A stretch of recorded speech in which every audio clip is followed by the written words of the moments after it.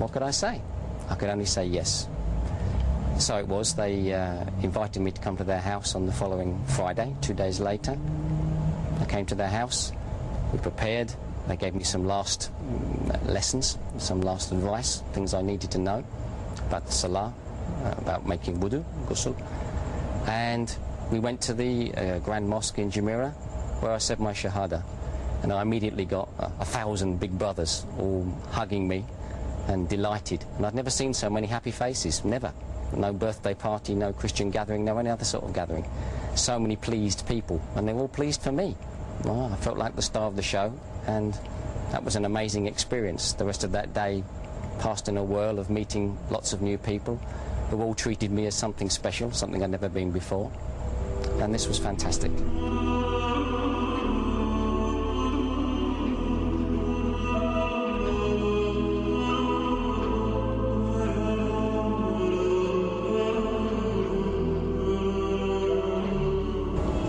So I had a great day. All of that Friday from the Jummah prayer onwards was a remarkable experience. I went to bed that night, I don't know, pleased but confused, I guess, and got up very early the next morning for the Fajr prayer, something I wasn't used to. And I got up every morning for the Fajr prayer thereafter, first going to the mosque that was nearby, where I'd met some people the day before, people I was comfortable with, and I spent every Fajr prayer for the next year, more or less, reading Quran in the mosque, still in English, still I had no Arabic, but it was better than nothing, and it gave me something to start my day with, something to set me up. And I had all these great new friends around me, Spanish and German guys, many other reverts who were coming to a centre near there, the Jumeirah Islamic Learning Centre, which was new at that time, in the year 2000. This was 7 years ago now.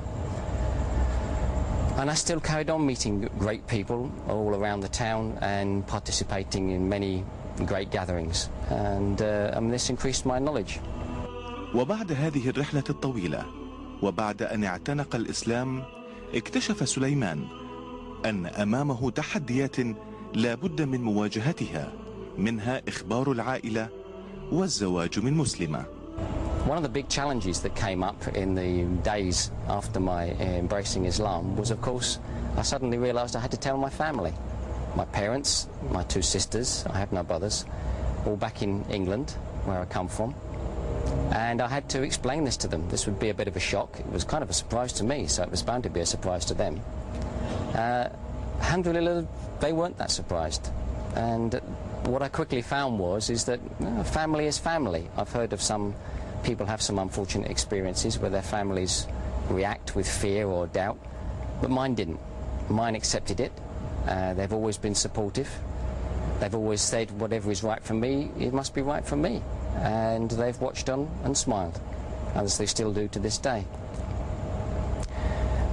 Still, my Islam wasn't complete, and winding forward 6 years, it wasn't until I'd gone away from Dubai again and come back again for the 3rd time, again Dubai, and back to the Jumeirah Islamic Learning Centre, which had moved on to another location by then, different people, new faces. But again, it was Majid Belhassa that brought me. And we came to the centre, and I got to meet the people there. And the next step arose. One of the ladies who run the centre said to me, Suleiman, as my name then was. I'd ceased to be Gary, I'd become Suleiman. All the friends, the good friends, knew me as Suleiman. This is a name I'd chosen for myself, which is a wonderful thing. Not many of us get to choose our own name, and I chose mine, so I'm very happy with it. They said, Suleiman, are you married? And I thought, well, this is a bold question, but she didn't mean it like that. She just was disapproving. I said, well, no. And she said, this won't do. I said, well, you know, what to do? You know, money, have to do things. And she said, no, you have to be married. A Muslim must complete his Islam by being married. I said, well, if you say so. I don't know why I didn't argue. I should have argued, but maybe I'd learned by then not to argue with my nonsense questions. And she said, what's your specification? And we laughed. I said, I don't have a specification. She said, never mind. I think I know what it is. Anyway, the next week I came back, and she stopped me. She said, Suleiman, I found your wife. I said, really? I didn't know I'd lost her. But he said, yes, I found her. If you come back next week, I'll introduce you to your wife. So I thought, this is interesting. Very interesting, especially as a Westerner who's unused to these sort of customs. So I came back the next week, and I sat in this lady's office. She sat there as chaperone in the proper way, and she brought this lady in, sat her down. She said, we were introduced, and we talked, and we talked, and we got on very well. And we met a few more times outside, open places where we could chat happily and not be troubled by anybody, but sitting in public. And we talked, and the more we talked, the more we liked it.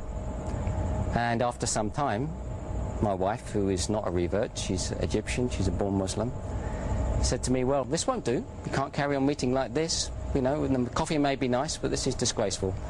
We laughed about this, but never mind. She said, so what's it going to be? I said, well, you'll have to marry me then. And she said, yeah, that's okay. So we did.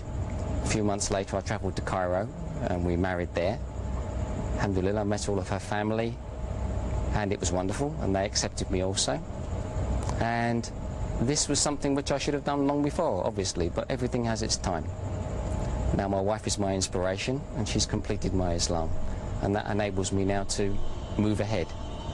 ومن واقع تجربته الطويلة وحواراته الأطول قبل أن ينعم الله عليه بالإسلام، يتوجه سليمان بكلمة إلى المسلمين وإلى من زالوا واقفين على ضفة النهر. So that's my story. I hope it doesn't bore you too much.